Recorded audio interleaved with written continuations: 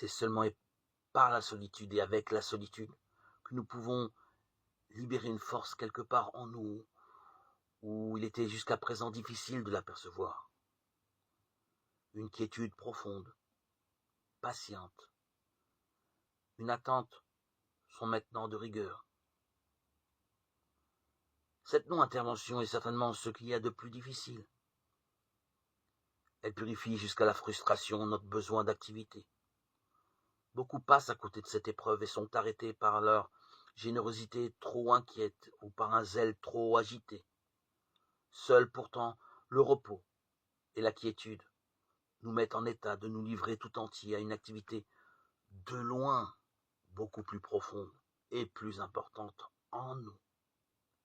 Lorsque le Seigneur apparut à Élie dans le désert, ce n'était pas dans l'agitation et dans le bruit, mais dans le doux murmure d'une brise fraîche qu'il se fit reconnaître. 1 Romains 19, 12. Le sentiment accablant de frustration, de quasi-aliénation que la société éveille en nous est ici d'un précieux secours. Il ne faut pas le combattre, encore moins chercher une diversion.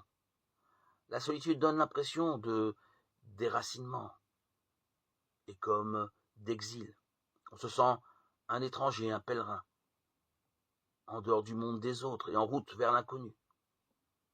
Il ne faut pas y chercher de solution à bon marché.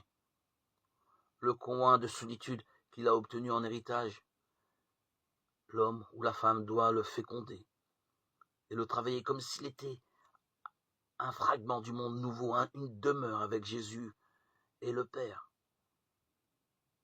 Voici que je me tiens à la porte et je frappe. Apocalypse 3, 20.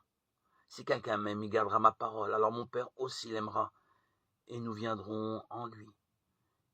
Et nous ferons en lui notre demeure. Jean 14, 23. Le Père et le Fils, dit saint Jean, viennent faire en nous leur demeure.